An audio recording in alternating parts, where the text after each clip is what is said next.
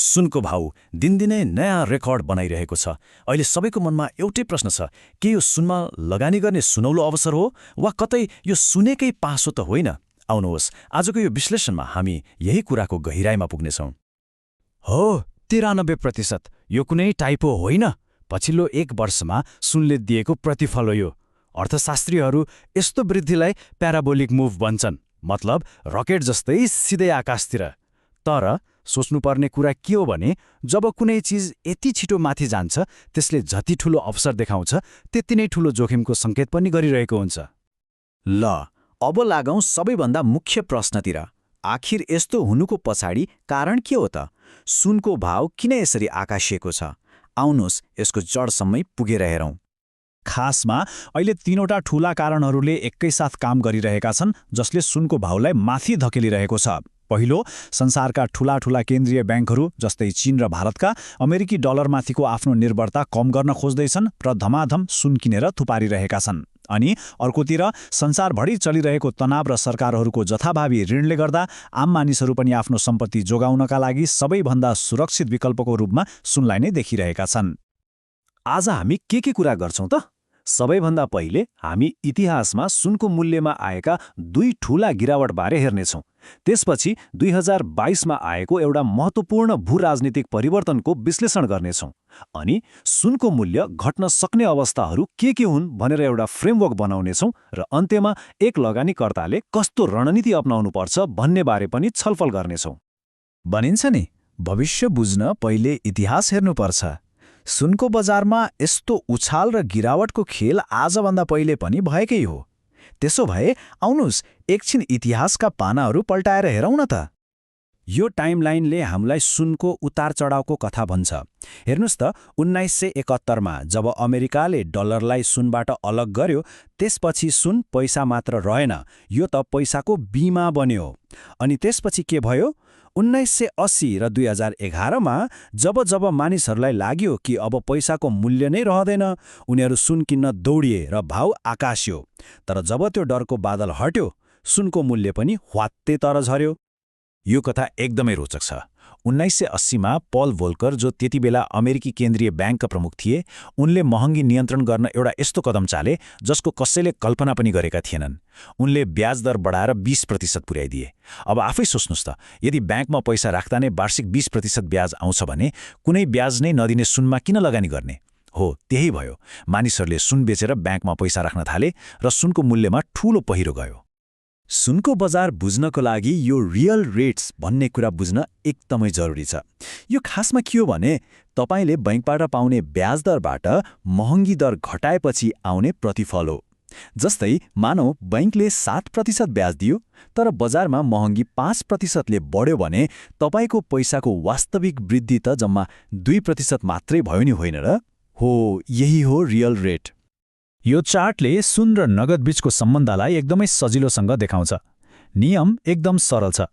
जब real rates positive हुन्छ, मतलब तपाईको पैसा ब्याङ्कमा राख्दा महँगीभन्दा बढी कमाइरहेको छ, तब नगद नै सबैभन्दा आकर्षक हुन्छ। तर जब रियल रेट्स नेगेटिभ हुन्छ, मतलब महँगीले तपाईको ब्याजलाई खाइदिन्छ, तब मानिसहरू आफ्नो पैसाको मूल्य जोगाउन सुनतिर भाग्छन्। सुनको बजारको सबैभन्दा ठूलो खेल यही हो। 2011मा पनि यस्तै भएको थियो। 2008को आर्थिक सङ्कटपछि सरकारहरूले अर्थतन्त्र जोगाउन यति धेरै पैसा छापे कि मानिसहरूलाई लाग्यो अब डलरको मूल्य कागजको टुक्रा बराबर हुने भयो। यही डरले सबैजना सुन किन्न दौडिए। तर जब त्यो डर बिस्तारै हट्यो र अर्थतन्त्र फेरि आफ्नो बाटोमा फर्क्यो, सुनको भाव पनि फेरि तल झर्न थाल्यो। ल, इतिहासका कुरा त भए, तर के आजको अवस्था पनि पहिलेको जस्तै छ त? धेरै विश्लेषकहरू भन्छन् छैन। उनीहरूका अनुसार 2022मा एउटा यस्तो घटना भयो जसले यो पुरै खेलको नियम नै परिवर्तन गरिदिएको हुन सक्छ। यो पटकको अवस्था फरक छ। फेब्रुअरी 2022मा अमेरिका र उसका सहयोगी राष्ट्रहरूले मिलेर रुसको केन्द्रीय ब्याङ्कको लगभग 300 अर्ब डलर बराबरको सम्पत्ति रोक्का गरिदिए। यो कुनै सानोतिनो घटना थिएन। यसले संसारभरका देशहरूलाई एउटा डरलाग्दो सन्देश दियो। तपाईँले संसारकै सबैभन्दा सुरक्षित मानिएको अमेरिकी ट्रेजरी बन्डमा राखेको पैसा पनि सुरक्षित छैन। यदि अमेरिकालाई तपाईँको कुनै कुरा मन परेन भने तपाईँको सम्पत्ति रातारात रोक्का हुन सक्छ। त्यो घटनाको असर यो चार्टमा प्रष्टै देख्न सकिन्छ। त्यसपछि के भयो भने चीन, भारत, टर्की जस्ता ठूला देशहरूले आफ्नो ढुकुटीमा रहेको अमेरिकी ट्रेजरी बन्ड बेच्न थाले र त्यसको सट्टामा सुन किन्न थाले। किन? किनभने उनीहरू अब यस्तो सम्पत्ति चाहन्छन् जसमाथि अरू कसैको नियन्त्रण नहोस्, र त्यो सम्पत्ति हो सुन। त्यसो भए अब प्रश्न उठ्छ, के सुनको मूल्यमा फेरि ठूलो गिरावट आउन सक्छ?